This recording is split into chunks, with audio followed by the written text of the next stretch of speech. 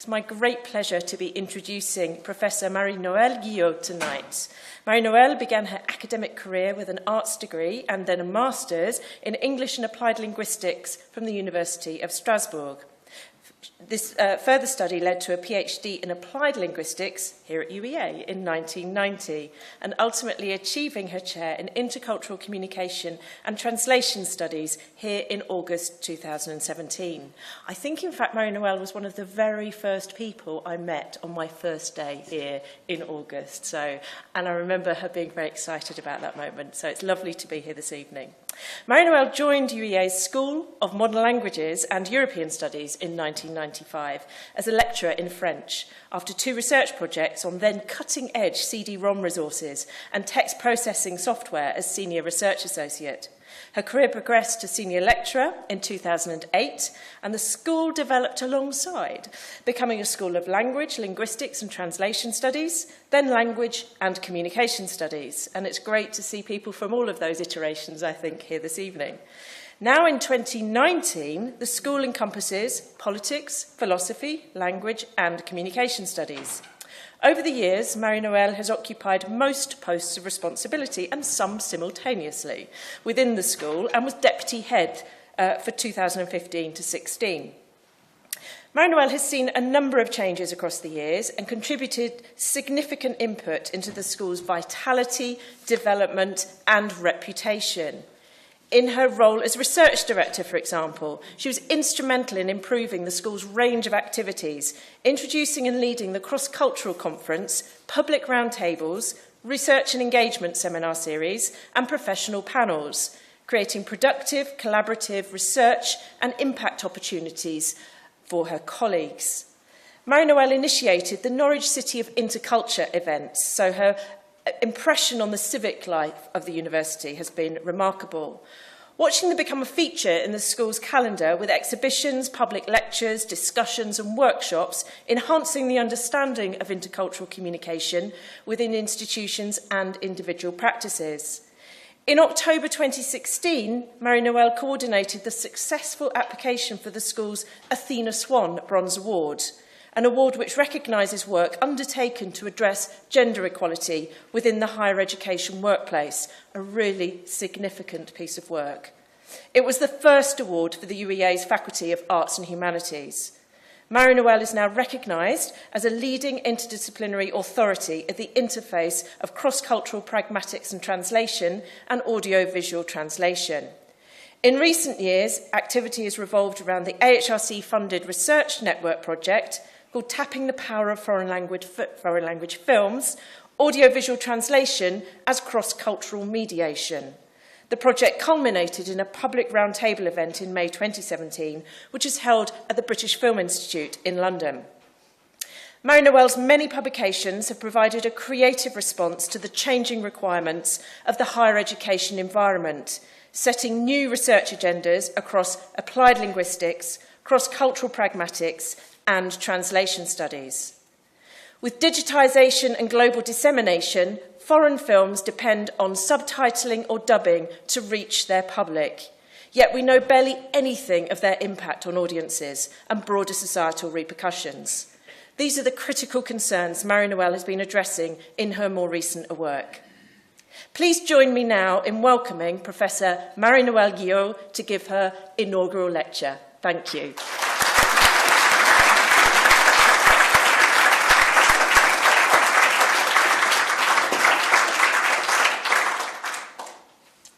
Thank you, Sarah, for this kind introduction and all for being here. Many of you have been part of the story so far, one way or another, in some cases for a long time.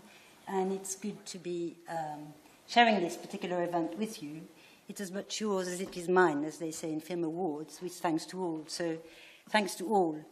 I'm not awarding myself an award here, but as we are in the full swing of the film awards season, it's perhaps worth stopping briefly as a preamble on this. Awards do go to foreign films, but never in mainstream events, to my knowledge, to what gives foreign films their voice, audiovisual translation, and never to the people, those unsung heroes really, who deliver audiovisual translation so seamlessly, mostly, that mostly audiences are able to experience them, these foreign films and other media, as though they were in their own language, which, or some would have it, should be the ambition and mission of audiovisual translation. I find these aspirations or assignations to invisibility tricky, as they are in other forms of translation. And with this today, I want to tell you why, bring audiovisual translation out into the open from behind the scenes, showcase its voices and expressive possibilities, and creativity as an agent of intercultural mediation, and also see whether it matters. This comes towards the end of my career, and the retrospective journey that your lectures always are, at least a little, goes back to me for times which are very 20th century, literally and figuratively. And some of you may not even recognize some of the artifacts of my teaching and research from actually not that long ago.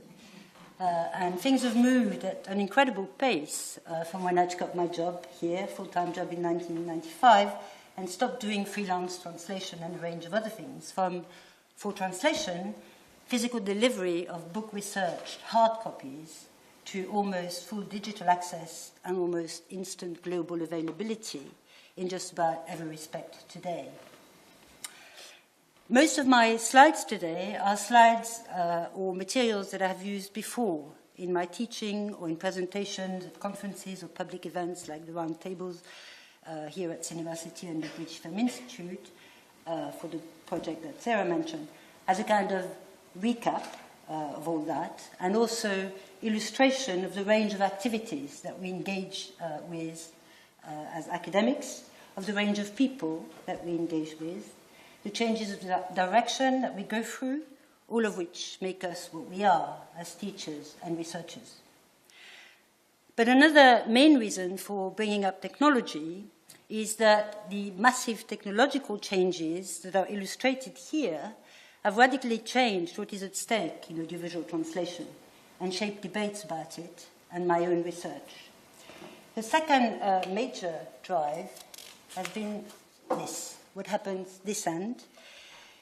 In these rows of seats in cinemas like here or at home, on trains, in planes, etc., with TV and online media, to the people, you, me, and millions of people across the world every day who consume media mediated via translation across languages, so interlingual translation.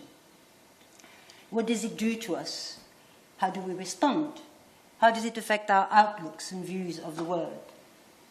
Now, like the opening slide, this slide is from the website of the Research Network project, which we made a start on dealing with questions like this with, of linguistic and cultural representation and audiences' responses to them. And this user's end and its conundrums has been a connected thread, a running thread, a drive in the different domains of research that I have moved across over the years in response to changing needs of the university in teaching and research, as we do. From native and non-native fluency and the mechanics and strategies of verbal interaction from applied linguistics and then cross-cultural pragmatics perspectives to now audiovisual translation, AVT, for translation studies. And so for fluency, for example, what I was interested in was not the monologic speaker's attributes that can be and are measured in laboratories with precision instruments, so speed of delivery, pausing, hesitation, etc., in a way that time is measured with clocks and watches and shared conventionally as a stable entity, but a real-life fluency of verbal exchange where it is relative, variable, negotiable, and negotiated as a function of context, interlocutors' subjective responses, etc. Like Dure for Bergson, the real-life experience of time, with minutes feeling like hours sometimes, and like seconds at others. That hands-on fluency was what mattered for my students, what I needed to guide them with, so what I tried to make sense of it. It was a kind of worms, but an interesting kind of worms. And the same extends to AVT, audiovisual translation, from an audience perspective, for the same how long is a bit of string kind of reason. For audiovisual translation, these two themes, technology and audience responses, take into the 21st century quite fundamental debates about accessibility and creativity, and I should perhaps say seamless accessibility and the tensions between them, and that's my focus for today. Audiovisual translation practices give us access to information that we do not have. They are accessibility practices, but not usually shown like this, nor like this, with an invitation to audiences to be mindful of cross-cultural and cross-linguistic responses, or processes rather. Isle of Dog, Wes Anderson's 2018, is a rare example of a film that does that, and asks audiences to engage consciously with AVT, what is translated and how much is, what is not, how much is actually needed.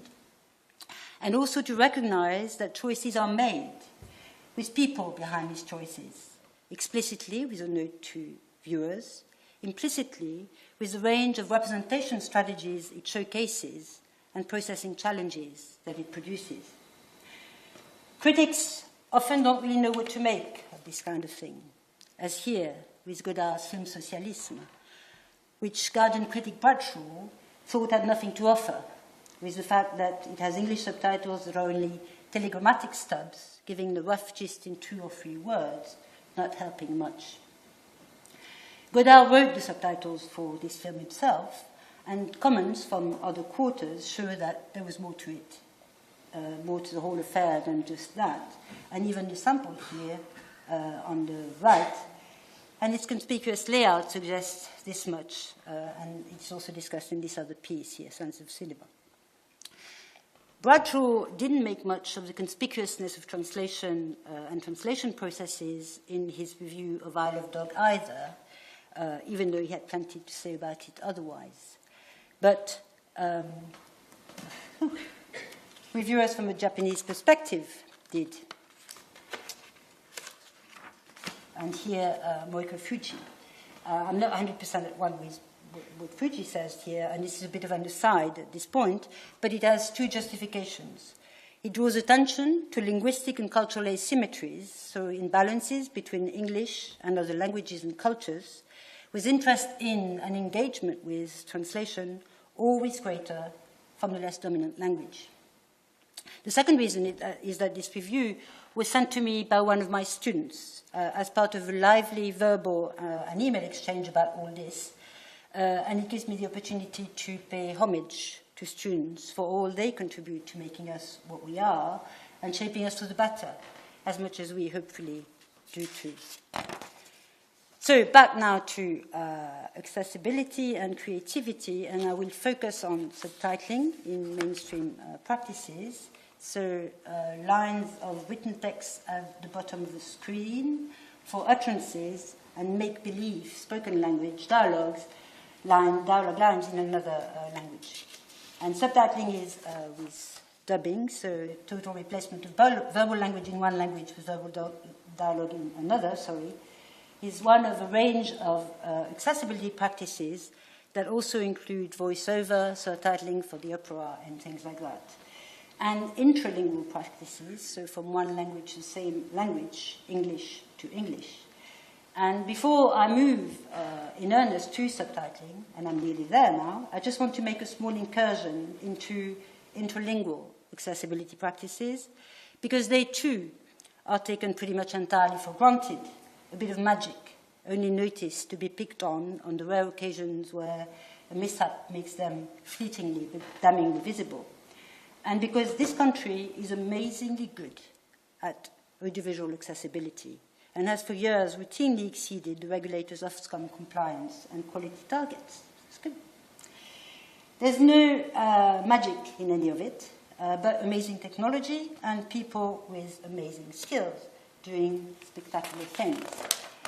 To bring media to the blind and visually impaired with audio description, to the deaf and hearing impaired with signing and dedicated subtitling, and broadly to all with live subtitling, the thing you see in doctors' surgeries, airports, public spaces, where television is streamed with no sound, but live. So, how does what is said live in the news or in sport or whatever come to us at the bottom of the screen in written form with punctuation, barely any time at all after it is uttered? Well, what you see here in a big photo from one of our annual visits with subtitling and dubbing students to Rugby Media, a main service provider for the BBC and other channels, is what is called a re-speaker doing re-speaking. So repeating, comma, with clear articulation, comma, and with punctuation, comma, what she hears live from a TV program into voice recognition software that's trained to her voice and uses her input to generate the subtitle text that you see almost instantaneously.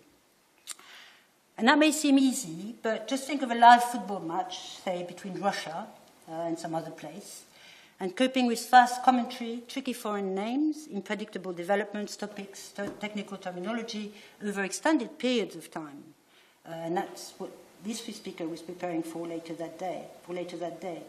Now, there are ways to cope with this, and IT help gimmicks too, but it takes mighty and unrecognized skills, as interlingual subtitling does too.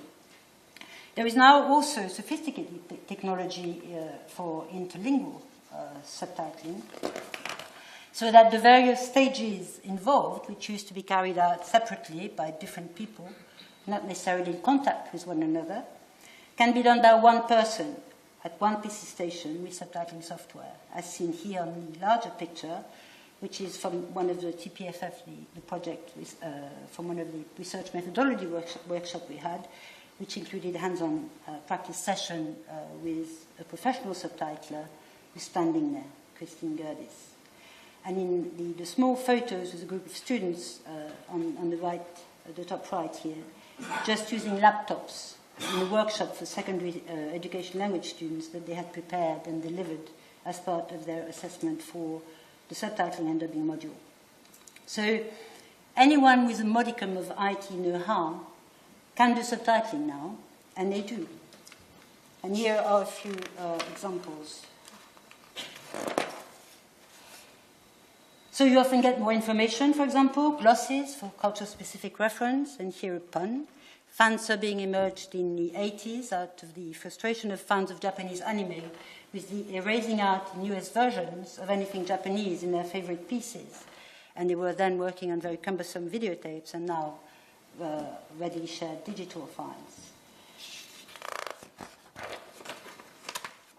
You get also greater and different use of the screen and layout and typography, and even live comments on fan suburbs, for example. Also here at the top of the screen, transliteration of song lyrics with each syllable highlighted as sung. So dynamic forms of representation. And all this corresponds to different evolving practices in different viewing practices in different contexts.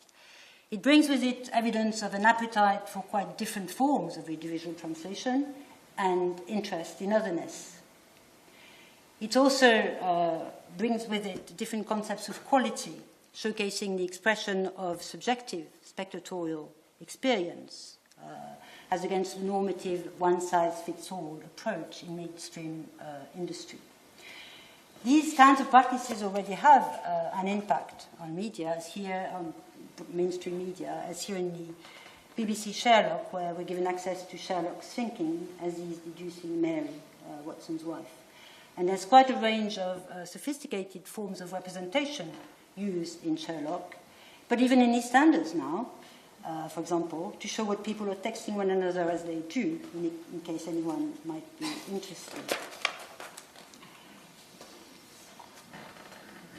That technology has put subtitling into the hands of consumers, now prosumers for my film studies colleague Raina Dennison, and what has come of it, for better or for worse, has been an invitation to revisit audiovisual translation from fresh perspectives, not just with respect to amateur practices and the practice and flagged here by Perez Gonzalez, and we're back here to creativity and accessibility with the hanging question of whether they're compatible, but also in research and with reference to mainstream practices.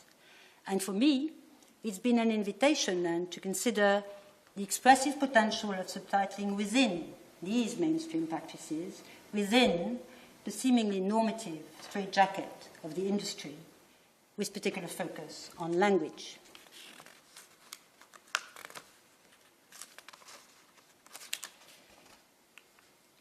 Now, so-called constrained mainstream subtitling can and does do a lot. But there's one very significant feature of subtitling, and a very interesting one too, is that it cannot do what it cannot do. And I will illustrate this with this short piece here.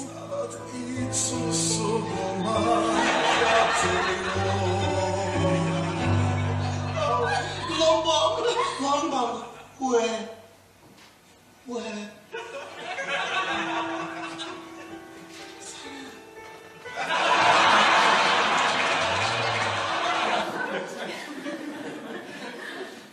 This is a parody, of course, of a taekwondo Korean, martial art Korean film, but it's eloquent about technical aspects of subtitling. There is so much time and so much space to play with. There is so much that can be presumed about viewers' reading speeds. What's also interesting, though, here, is to be reminded that we don't actually need to read all to have a pretty good sense of what's going on and how the overkill of text that we are in no position to process is a powerfully expressive window in itself on the internal emotional turmoil that grips the characters. But anyway, shifts from speech to writing, space, display and reading time, synchrony, sequential processing of text in fragments are all aspects that subtitling and subtitlers have to be mindful of, with readability in a demanding multimodal context a priority. There were hints or reminders of other critical factors in the extract, and including the fact that there is no 100% linguistic and cultural mapping across languages. And I will. And there are blatant ways in which this mismapping manifests itself. In idioms, for example, it doesn't rain cats and dogs in French. Urinating cows are credited with the deed. But there are also more covert examples of linguistic and pragmatic mismappings. And I'll just go back to, in my research time, to about 2005, though this is a later slide, to illustrate that. And back to work with student data on how speakers of English and French do group talk as native L1 and non-native L2 speakers. And I look at the simpler of the two turn-taking strategies that are listed here, so but, mais in French, at the very, very beginning of turns, with nothing else. By way also of beginning to think about the vexing question of linguistic and cultural asynchrony. May and but at the beginning of turns in group talk can do two things, one semantic, one pragmatic. They can mark an opposition, as they do in the middle of sentences, so be adversative, but they're also, particularly in French, just a really handy little word to get a word in the heat of busy interaction, so have interactive functions. But these two functions, adversative and interactive, are not in evidence to the same extent in English and French in this position. In French, for mais, what prevails is the interactive function here on the right. In English, for but, what prevails is the adversative function here on the left. And it's used much less in this position in English for this reason. So, same literally translatable little word, but quite different values in use. Pragmatic value. Does this make a difference? Well, in the study, English students recorded after the year abroad had realized that mais was very handy to compete with native speakers of French and get a word in, so we're using it a lot, more even so than native speakers. The problem, though, was that they were using it with an adversative function, conflictually, in a way that the French groups didn't, or anywhere near to the same extent. So they had grasped the interactional function of mais, but not its value in this context. And they were guided in that by their very deep-seated sense of the value of but in English. So it sounded over-conflictual over-conflictual more than the French, paradoxically, from a French perspective. And this is really just the tip of a massive iceberg of intercultural communication minefields. And it illustrates beyond the kinds of linguistic and cultural mismappings that are a challenge also for subtitling, just how ingrained the frames of reference that guide our responses are to text or to anything else. And I'll get back to the implications of that for subtitling and for our responses to subtitling a bit later. But apart from linguistic mappings, there are other standard types of critical points for subtitling, which include things like cultural specific reference, and there was an example of that in the earlier Amélie slide, where a reference to what is or was in my youth a popular mail order catalogue, le catalogue des Trois Suisses, here outrageously open at the 90th page, is both neutralized and explicated as lingerie catalogue in subtitled text, which has also undergone significant reduction to fit in. And here are a couple of examples of intertextual reference and humor and how they are dealt with. Denham, Billiton, Denham at 4, in the introduction sequence here, echoes Bond films and the typical Bond, James Bond introductory routine. There is humor in the phonological play on word, denim, denim like a jean at 5. The reference to Bond film goes in French, so revision there. It's kept in Spanish, with a question mark, though, on how familiar it may or may not be, comparatively, for Spanish audiences. The reference to denim in Spanish at 5 is neutralized with like the cowgirl fabric, so no play on word.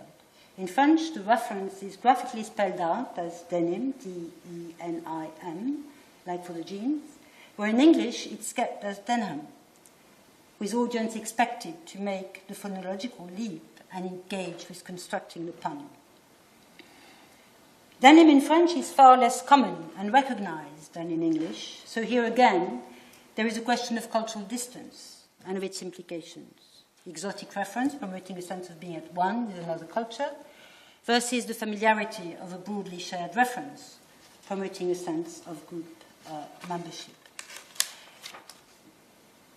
So these are a few of the many kinds of technical, linguistic, and cultural challenges that subtitling has to contend with, and of standard strategies that it draws on to do so in the space that it has.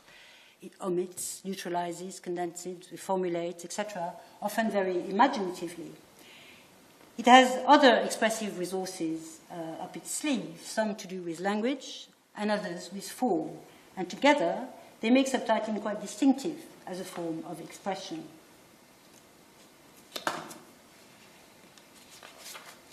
For one thing, there are upsides to linguistic and cultural mismappings and ways around them. Japanese has a very complex system of gender markers, for example, as you can see on the right here, and you can see how this might play out in a film like The Danish Girl, which deals with questions of gender reassignment. As it happens, the translation that the students whose work is shown here looked at from the perspective of ideology did nothing very interesting with it, but the potential was there. Where English has just one pronoun of address, you in the second person singular, many languages have two or more. Tu and vous for French, for example, which play a key role in this film here on the bottom left, sur mes lèvres, with my lips, where shifts between the two forms, between the two main characters, have critical structural and narrative functions. This is potentially productive when translating from English, but of course tricky to accommodate the other way around. And there would be too much ground to cover for me to explain how this is done here by an evolving interplay of shifts in register, punctuation, form, and the setting internally of linguistic and pragmatic value. But I will show you small localized examples of these things to give you a sense of what can be achieved, sometimes with very little. Starting here, top left, with an example from Montalbano, the Italian detective series shown on BBC 4. In this scene, Montalbano has switched to French to interview Aisha, a bilingual Arabic-French character of Tunisian origin, And Aisha in French revealed herself to be much more sophisticated linguistically and in every other respect than her unbridled talk in Arabic just before had led to believe. So it produces a shift in the perception of her character.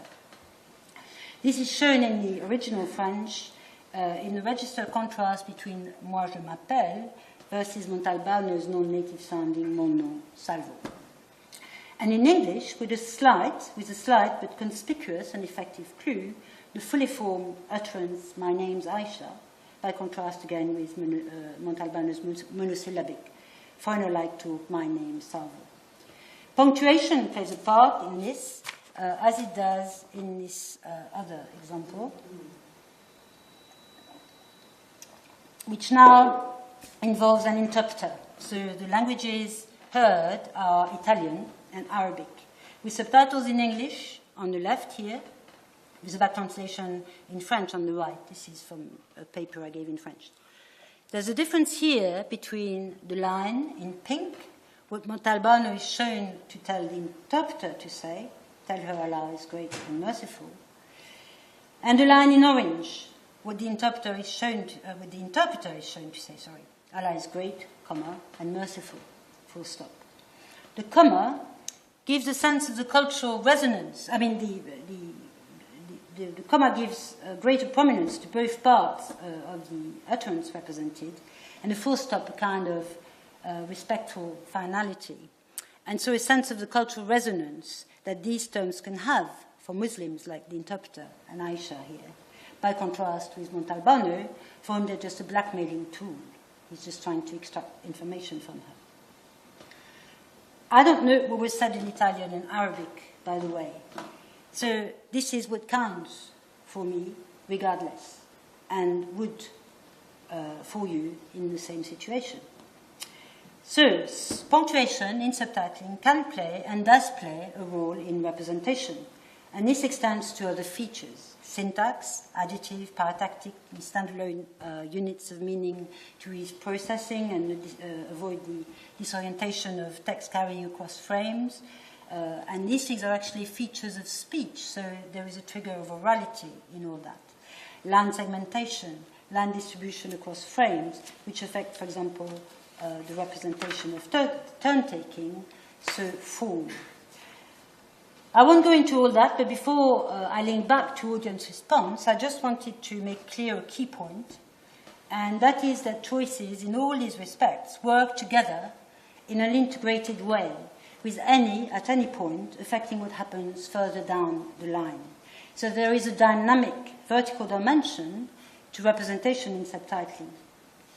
What matters is not so much choice in any single respect at any single point, and that's the way subtitling is often judged, often negatively, but relationship between choices, and indeed with all you see as well. And this is highlighted in work I'm doing now on this film, Manchester by the Sea, looking at expressive resources across different Romance and Germanic languages. They do very different things, not just linguistically, but also with form. And you can't really read this, but it's just really to drive home this question of verticality and interrelatedness of types of features. The value of what is shown in pink, which is the F-word expletive and its representations, is dependent on language choices before, in yellow and blue, and indeed also in a preceding scene, on the distribution of lines across frames, and on the extent of text streamlining and stylization, which is much greater in French here, as you perhaps can see a bit better with this close-up, and get a sense also of how, even just visually, this greater stylization gives contrast, a sharper edge, in a sort of less is more kind of way. A sense of how the way language sets itself up, how the way linguistic items are used is set up internally, undergoes indexing of their use value, pragmatic indexing. And here's another example of what I mean by pragmatic indexing, with examples of greetings in 3 films, 2 French, Hidden in Paris, and 1 Spanish, Volver. And what is shown here are all the occurrences of greetings in the subtitles across these 3 films. They tend to be few in film dialogues, because film dialogues themselves are very stylized. make-believe speech written to be spoken with a narrative job to do, and audience design concerns, and little space to do all that. So they tend to do away with anything that does not contribute to narrative development, as these all do. What's striking in the subtitles is that there are only two forms of greetings, hi and hello.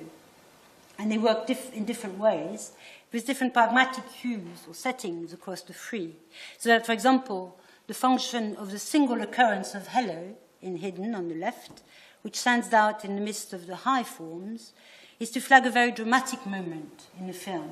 It works as an ominous prelude for an apprehensive over-the-phone inquiry about a missing child. And the phone call is with a child, so there's nothing to do, it's nothing to do with formality here. So the values indexed are different and set from within.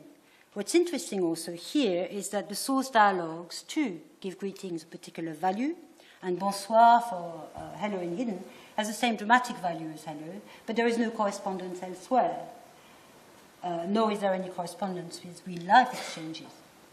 Subtitles do their own things, but film dialogues do their own things too, and as does dubbing, as Pavesi shows in her work, with the excess and demonstrative, for example. And it's further evidence of their fictional nature, but also of their distinctiveness as mediums of expression.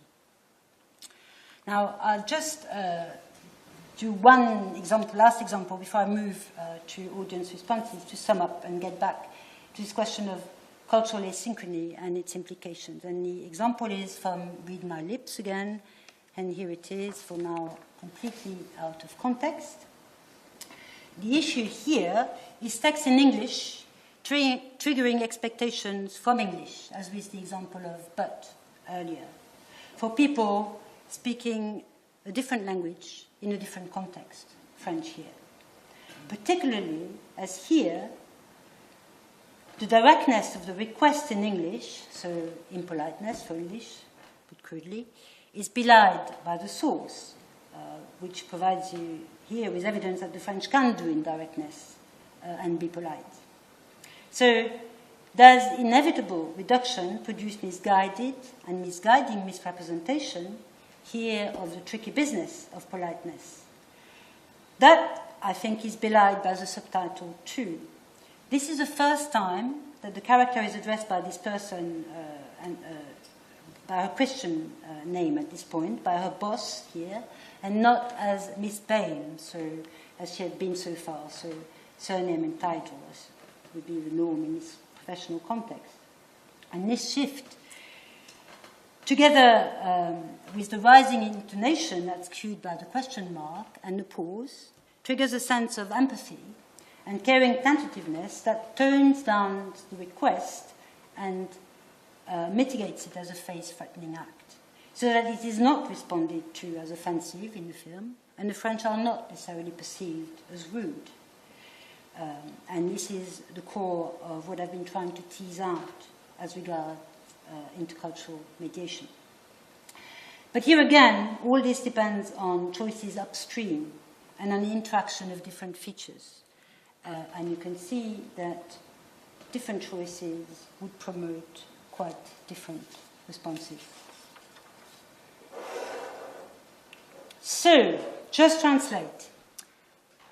This is a common assumption, brilliantly dispelled with application to interpreting by my colleague Joy Dragan in her inaugural on language rights as human rights earlier this year. Thank you for that, Joy, and for the slide.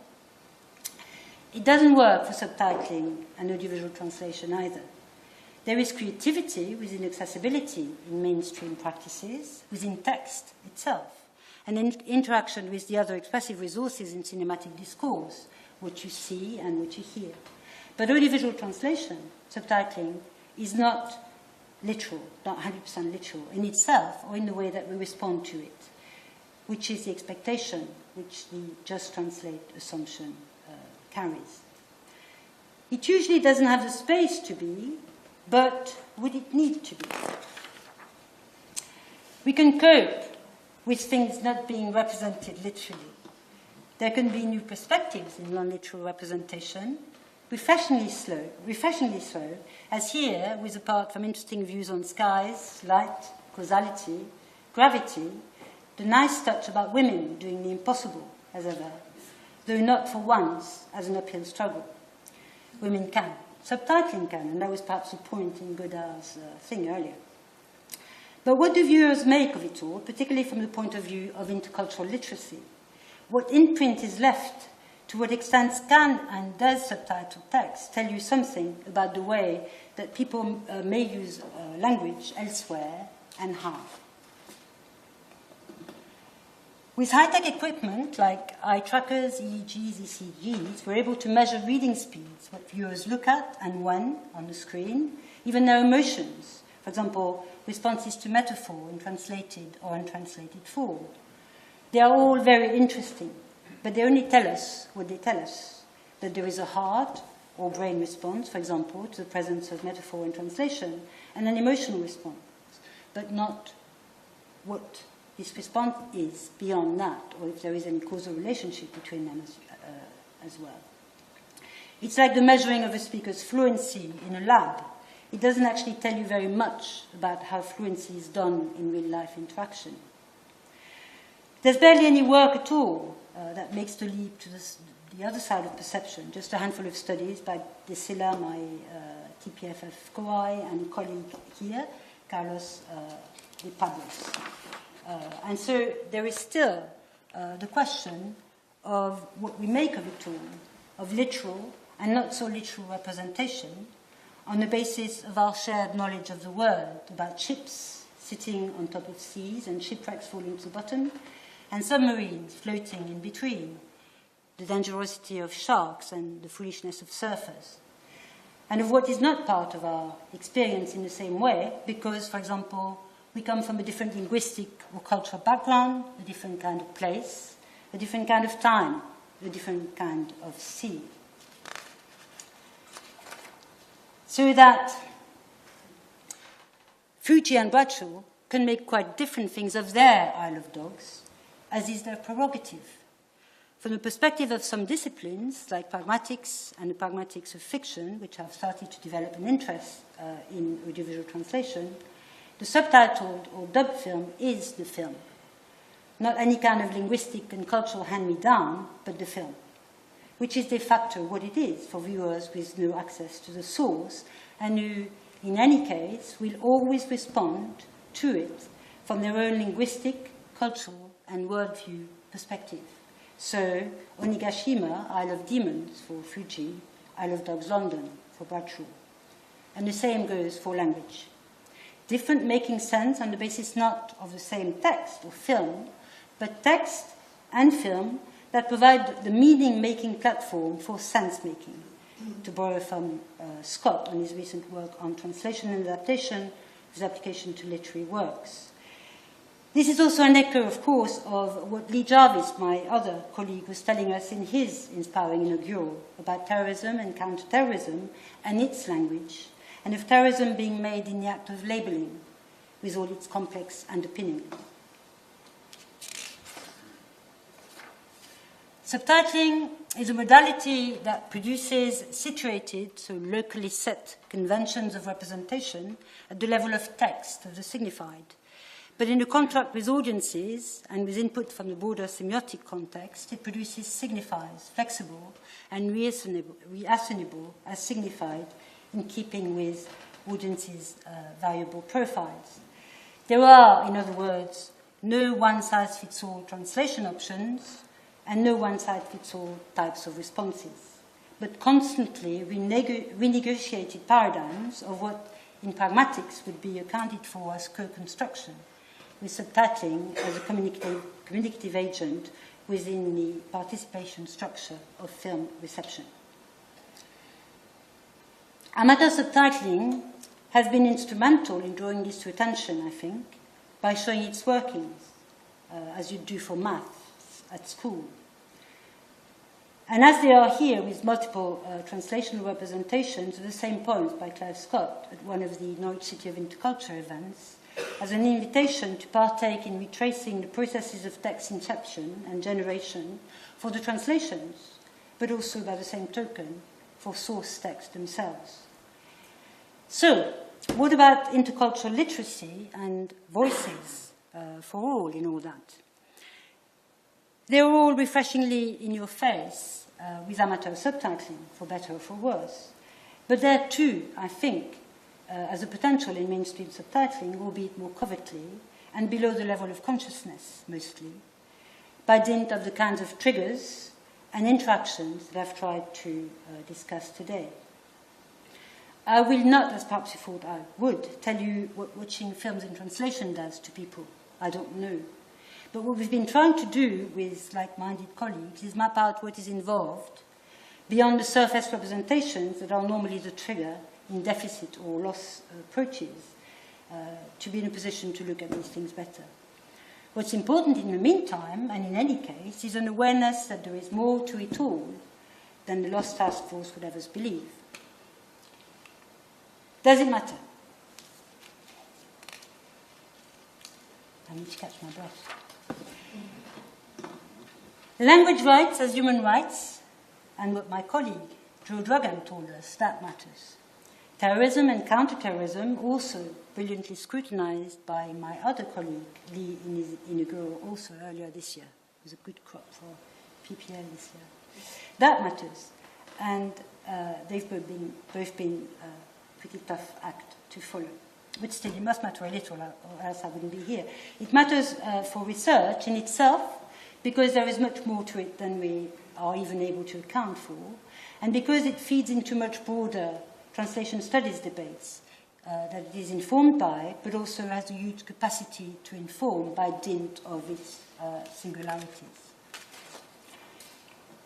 It matters from the point of view of skills, because audiovisual translation is a huge but unrecognized economic, cultural, and educational resource for the UK, part of a multi-million international broadcasting industry. Downton Abbey has been a major export, now with its own travelling exhibition, in a worldwide tour of many of the 60 countries where it has shown. Sponsors for Paddington include the Shard, the Museum of London, Heathrow Express, Visit Britain, and others, telltale indicators of the huge foreign markets that the film has been expecting to attract, like many others, to the UK and Ireland, with Games of Thrones and things like that. Foreign productions in the UK have likewise been amazingly successful. Montalbano, the swimming detective, has put Sicily on the map, culturally and economically. It even had its own conference. Multilingual and interdisciplinary, with cine-tourism as one of its three themes with audiovisual translation and Camillia's literary tradition. And as a guest of honor, Angelo Russo Cattarella, the comic figure in the series. And here are a few other sites mentioned in the tour before that we visited as part of the conference: the castle of the mafia boss, the disused factory crime site, the mayor's office, Montalbano's office, with a few people waiting to be seen for whatever reason.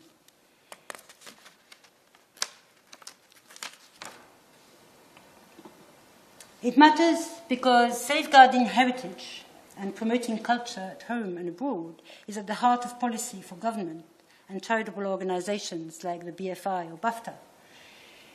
It could be done without audiovisual translation, but audiovisual translation never comes into the picture. It's a bit like foreigners.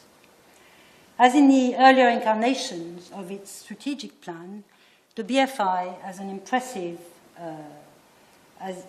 international ambitions to promote culture, including with world cinema, an ambitious matching education and skills program to export UK film talent, skills and culture abroad, and that echoes the government's own papers on the creative industries. How all this is linguistically possible never figures in any of these documents, so probably there is some kind of unconditional trust in Babelfish, not the Google one, the other one, that makes it possible not to heed the looming skills deficit in audiovisual translation, foreign languages, and intercultural literacy that is being forecast by the audiovisual translation profession and beyond. In a culturally divisive and economically challenged Brexit context, it may be unwise not to. It matters because questions of linguistic and cultural representation in translation extend beyond audiovisual translation to cultural contexts. This here, museums. This is a slide from handing over work with my students for the translation work experience module that we have. to contexts in which they are omnipresent in our everyday lives without our thinking very much about it at all,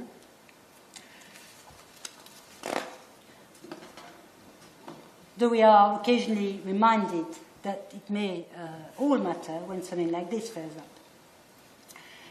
Audiovisual translation in news media is different. It makes different kinds of demands from the large range of people who are involved in it, from the moment when news is collected live from anywhere in the world, and the moment it hits our screens or is streamed on the radio barely any time, with our expectations of instant news and connectivity.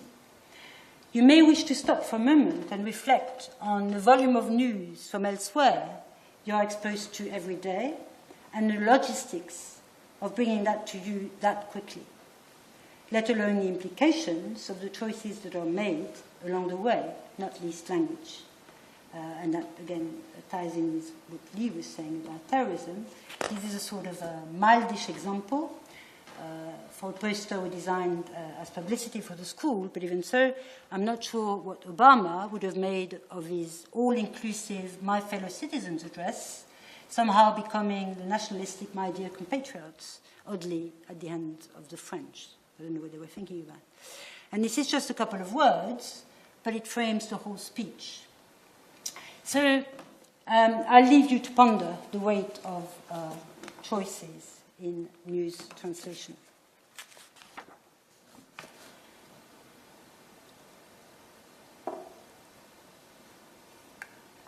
Our film studies colleague, Keith Johnson, had this to say about his involvement with the TPFF project. And the scholarship in audiovisual translation that he draws to attention is scholarship that I have gained from hugely. And so this is for me the opportunity to pay tribute to those who are engaged in producing it. My core team, TPFF partners, and all the other TPFF network participants from across Europe and beyond, including two roundtable events here at Cinema City and then at the British Film Institutes. There have been many other colleagues who've made the difference and to whom I owe that gratitude. The EUR, LLT, LCS, and our PPL, academic and administrative colleagues and friends in the many incarnations that we have existed in as a school and institution. Roger Baines, my long-standing companion in arms in all these adventures. Clive Matthews, nearer to now Lee Marsden, my head of school, who entrusted me with a Finus One. I said yes, I did not know what it was. The rest is not history, but very much alive in other hum schools too. When I think back to research specifically, though, I realize that the people who have made a direct difference to me have been mostly women, from my mother, whose educational ethos and commitment to processes of learning as the key to lifelong independence and responsibility has underpinned my life and my own educational agenda and practices, to Maria Pavesi, who is here today and will tell us about dubbing on Thursday. All, like also the men here, pioneers in their own field. My mum as a practitioner, the rest as eminent scholars, whom I have looked up to for their dare to do different creativity and rigor. And like Jo, with the women in her life, I wanted to acknowledge them, these women who can, do, and have done, and the men too. There were a lot of people in that talk, actually, in name and not, back home also, still here or not. And that goes for them as well. I'll finish now with AVT and subtitling. They are more complex, more creative, more interesting, more exciting, more enlightening, more powerful, more dangerous than they are often given credit for. There's a corny analogy to be made here, and I won't go that way. They too could do, it seems, though, with a Finus One brigade. You are it now. And just for good measure, I'll leave you with a 100% literal representation, except for the impeccable French accent.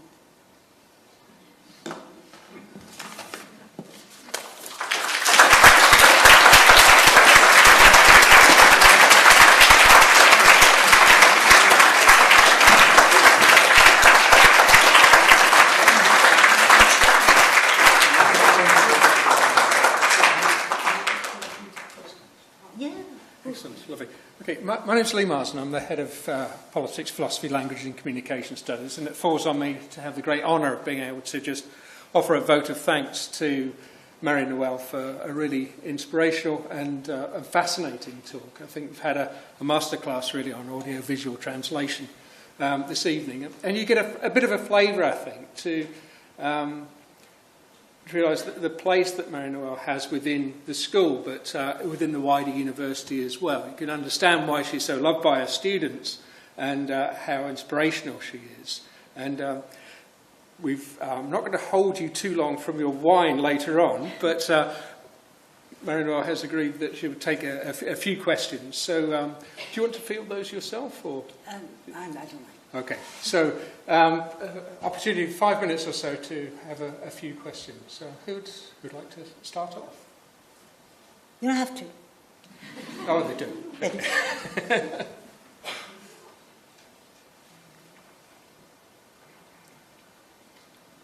I said it all.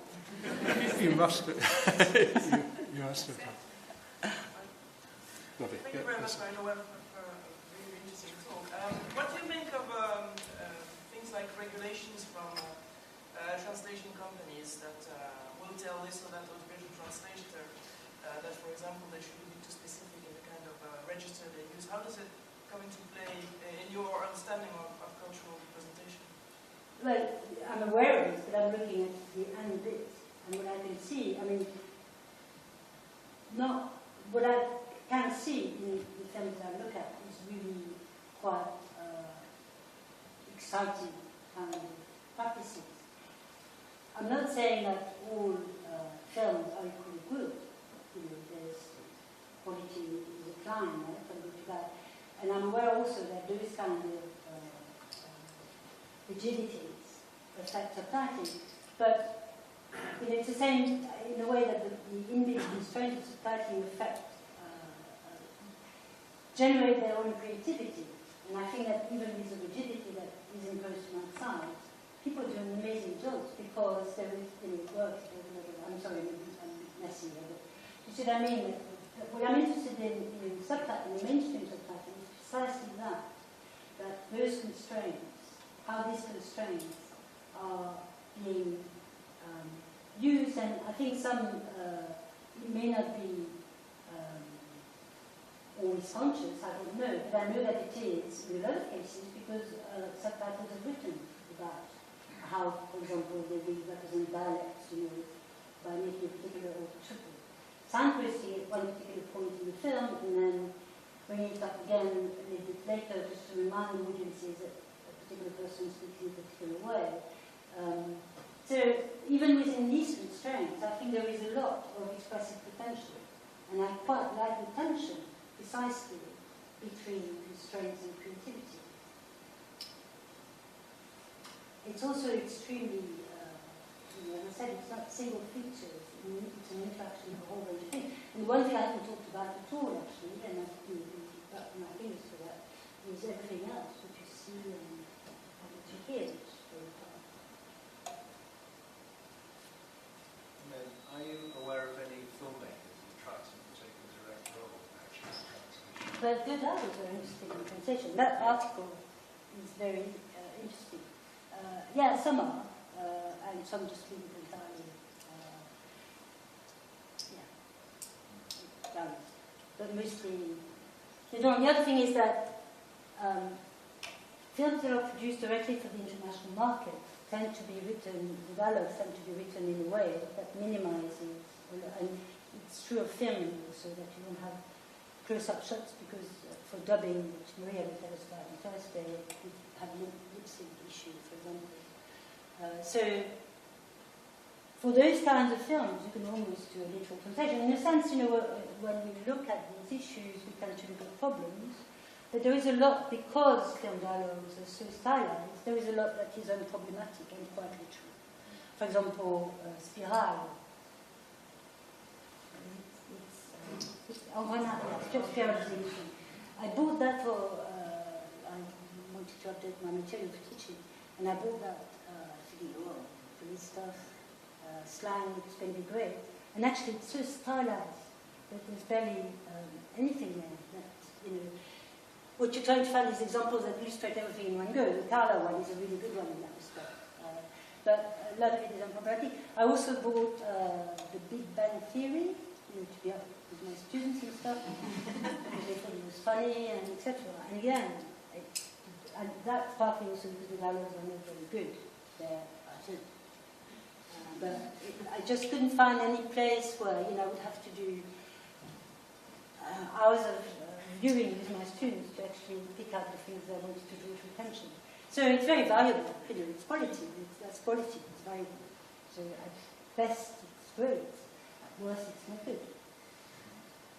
But yeah, some people do take an interest and others just don't. But mostly people don't work much. And yet, this is the thing that makes us understand things that we don't understand.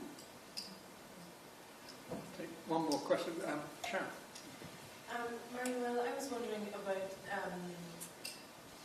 what you think about the formal visual aspects of subtitles.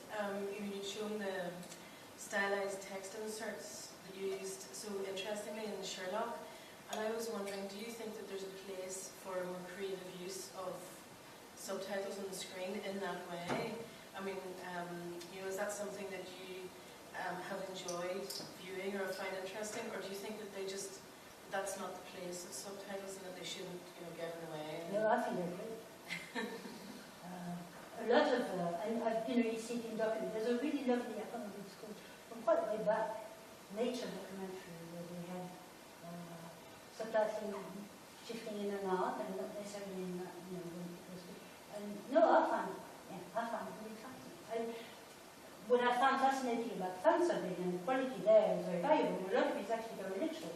There's something nice about that because it does show you what's happening. And you don't want to forget what's happening there. But what I've liked about fan subbing is precisely that it has been an invitation to look at the sort of mainstream practices from a different perspective and question the fact that you have to be normative in this way. But it's already there are a particular television program, even as I said, EastEnders. If you can see the text. Lots of programs use it. And Sherlock Holmes is very inventive, because I'm going to buy and you see all sorts of things. But no, I'm all for it. I'm very ready. Love it. Thank you very much indeed, Marie-Noëlle. There is a reception outside. Please feel free to stop and have some wine, some soft drinks with us, and to corner Marie-Noëlle, who will no doubt be very happy to talk to you again about that. It's a terrific talk. Thank you very much indeed. Absolutely fascinating. Let's give our appreciation.